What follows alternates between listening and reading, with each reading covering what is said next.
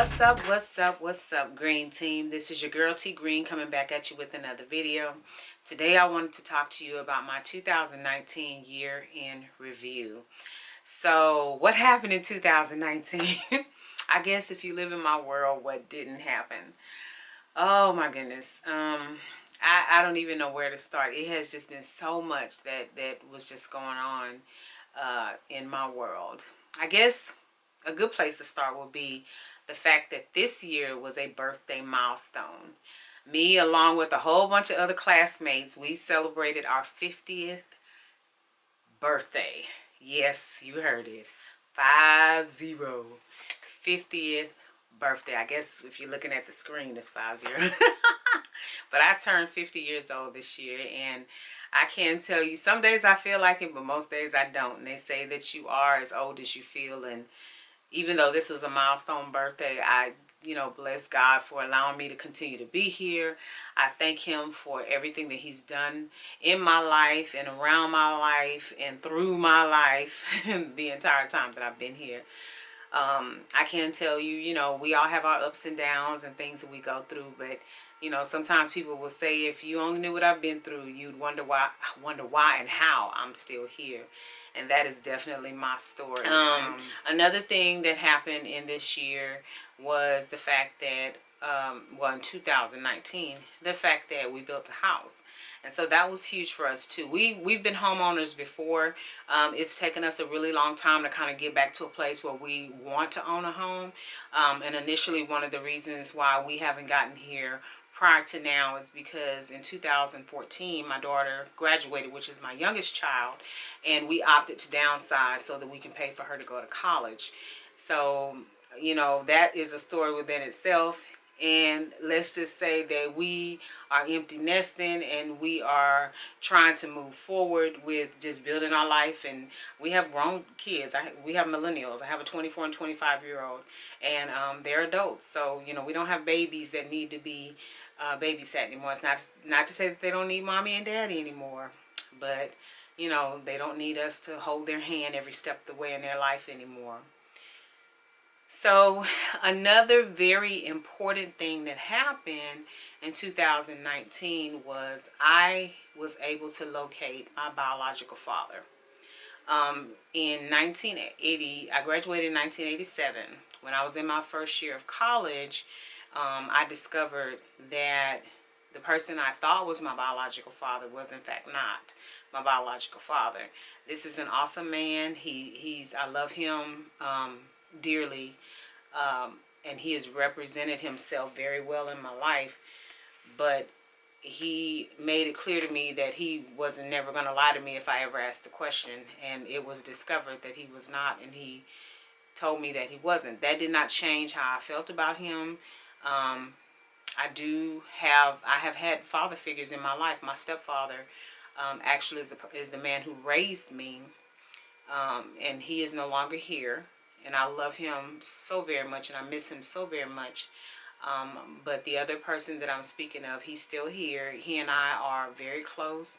We talk, several times throughout the week. But he did make it clear to me that, he wasn't going to lie to me if I asked the question. And so I did ask the question. I needed confirmation as to what was going on. And he made it clear to me that he was not my biological father. Why did it take me so long? Well, I didn't know what to do. I honestly had no clue as to what to do, how to move forward. How do I even begin to try to figure out who this person is? And the thing of it is, when you become an adult, and especially when you become an adult who has children, you have a different perspective of what it means to be an adult. You have a different perspective of, what it is that you need to do in order to help provide for your family. And this whole situation for me is a no judgment zone, because my thing is, I don't know what life was like during that time for the people who created me. I don't know what they may have gone through. I have no idea, the struggles that they may have encountered. I honestly, and this is not being mean, I don't care. I mean, because that part of the part of me that was missing has nothing to do with their journey, in my opinion, because I feel like there are things that I could tell my kids, but there is a huge part of who I became, like who I became now and how I got there, that they don't need to know, because that's not their business, because it doesn't directly impact them. So do I need to know the story? No, I don't need to know the story. I do want everybody involved to know that I love them. I don't judge them. I'm not in a position to have said maybe you should have done this or maybe you should have done that, because it really, at this stage in the game, it doesn't matter. It didn't change who I am. It didn't change who I was going to become. It had no bearing on whether I was going to be a healthy individual or not. And I know a lot of people will say, and your environment, your upbringing does help to mold you, but you don't have to allow things that can be construed as negative things or negative experiences to define your character. And that's me. I've been through a lot, and I just refuse to allow my circumstances to dictate, you know, who I decided to become. With all that being said, how did I find him? Well, Ancestry.com, I tell you, is I have no words for this service. I have no words for this service, because when I initially decided to do the ancestry test, I didn't understand what all went into how this worked. All I knew is that I was supposed to get this test, you know, perform the test on me, package it all up and send it back. I had no idea what to expect. I didn't know, like, once the results were uploaded to the website, like what to look for. I had no clue. I was starting from ground zero with no assistance, with no experience, with no anything that would actually benefited me in any way. And to be perfectly honest, when the test results dumped into my profile, I knew that the website was spot on, because the first person that popped up was my oldest brother, and then my mother's sister, and then my cousins from one of my mother's other sister, because my mother is one of 8. There were 4 boys and 4 girls.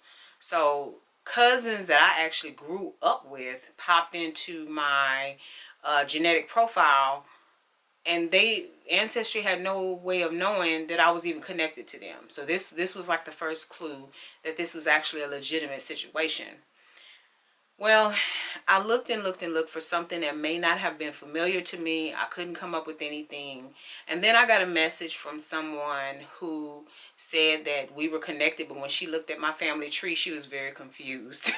And so one of the reasons that she was confused is because I had the man whose name is on my birth certificate, I had his family in my tree, because I didn't know anything else. That's pretty much all I knew. So to her, she was like, okay, I see we connected, but your tree look kind of funny. And I was like, she was like, can you message me so we can figure out what's going on? And so when I sent her a message, we talked back and forth. And then when I disclosed the fact that some of the people that was in my tree wasn't actually biologically connected to me, her light went off and was like, oh, okay. That's what's wrong. So because of that, she and we started on this journey of trying to figure out how she and I were connected. And then when I started talking about some of the people that were in my my DNA result list, she just helped me to try to dissect, because she had been working on this for a while. And she helped me to try to dissect some of the information I was looking at, because I honestly didn't know. We did, one person stood out who actually turned out to be, I believe, like my second cousin, because it is the man who I found as my father. He only has one sibling, and his sibling had children. So one of my father's nieces, a couple generations, I can't really, I don't want to divulge too much, because I'm not trying to put people out here, but let's just say one of the babies wound up in my DNA result list, but I couldn't figure out the connection to him. And so what I did is I did a search on Google for the top 3 DNA databases in the world. And there were 3 that came up. There was one called GEDmatch, Ancestry obviously came up, and then MyHeritage came up. So what I decided to do is I did some research on MyHeritage, and I found out that I could actually upload my DNA results from Ancestry.com into MyHeritage, and I didn't have to retake the test. And I was like, oh, that's fabulous, because I didn't want to have to keep paying for these different DNA tests. So I uploaded my results, and it said that it would take, I want to say, maybe 7 to 10 days. But like in 3 days, I got a message that I received a message that my results were actually ready. So when I logged on to MyHeritage, lo and behold, 3 people popped in to my DNA that were not on Ancestry.com. And when I found out who those 3 people were, I later found out that the cousin that popped in on Ancestry.com, but I couldn't figure out how we were related, was in fact on my father's side and a direct connection to my biological father through his sister. So the 3 people that popped in on MyHeritage was my father's sister and 2 of her kids, because she had 2 girls and a boy, 2 of her kids. And they have what's called a CM number, and the higher the CM number, the closer the match. The CM number for my aunt, my father's sister, was ridiculous. And I was like, oh my God, oh my God, oh my God, I'm freaking out. And so my cousin that I had been working with all this time, we texting and you know, sending messages to each other. And I called her in a panic, because I'm like, the number's high, the number's high. And so we immediately started doing all this research. And when I tell you, she is on point with breaking stuff down, dissecting information, putting stuff together. I mean, if it were not for her, I would have never figured this out, because when my DNA results were uploaded to Ancestry, I looked at the list and I didn't see my father, so I was like, well, he ain't here. Oh well, I guess I ain't gonna never figure it out. So I just gave up. I literally just washed my hands, because I was like, I don't know what to do from here. I barely knew what to do as far as like just, you know, doing a DNA test for Ancestry. But the fact that nothing, or at least I thought nothing came of it, you know, it was heartbreaking. It was difficult for me to process. And so I just was like, oh well, I don't know what to do now. So oh well. And then my cousin reached out to me, and it was like, okay, hey, we related, how you doing? You know. So, and then, you know, the fact that she's been so intricate in, you know, resolving all of this, helping me resolve all of this, is just unreal. And so then, you know, she and I started working together to try to, you know, we had other connections that were popping up in her tree and stuff, like, or her DNA results and stuff like that. And so every time somebody new pops in, we talk about it, and, you know, we try to figure out where they fit. So anyway, basically that's how I found my biological father. I will tell you that I happen to have been, because I was born in Oakland, California, and he lived in Oakland, California. My grandmother, my grandparents, and you know, my dad and my aunt, they all moved to California, you know, like very early on. I was born in '69. And so so that's basically where he, like, once they moved there, that's basically where he lived and where he died, because I did find out that he passed away 2 months during, so okay, so let me back up. Okay, so he lived in California. So basically I was back in California in Oakland, which is where he lived,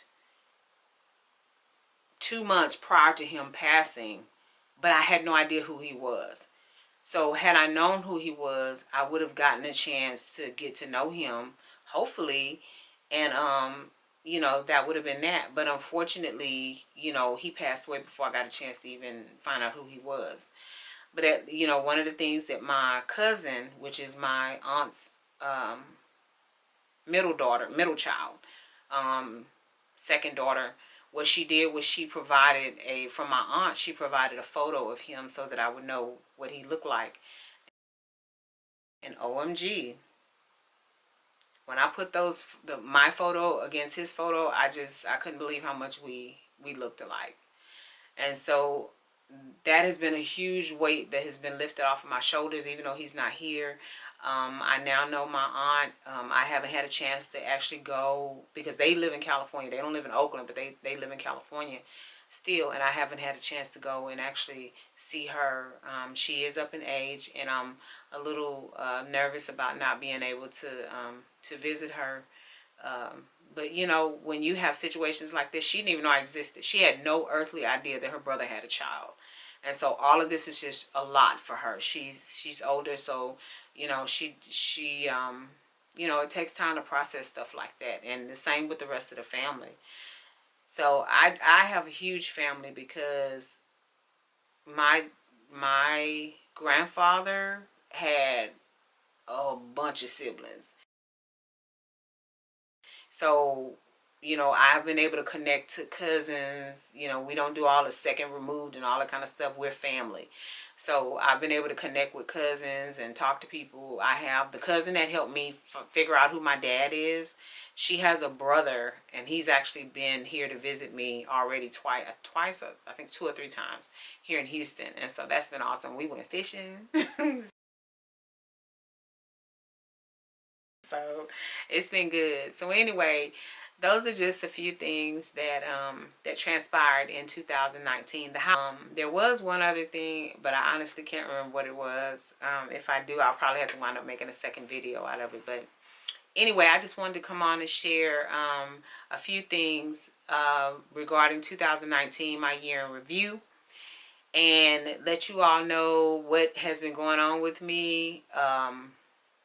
I guess the biggest thing, because trying to move from, you know, from one place into a house, and you know, I have so much work to do on this house because the house is brand new, but I'm saying on the inside, because we gave away a lot of furniture, because my mindset was new house, new furniture, and that's just kind of the way I wanted it. So we had our bedroom furniture, and I had some pieces for my office, and you know, that was really about it.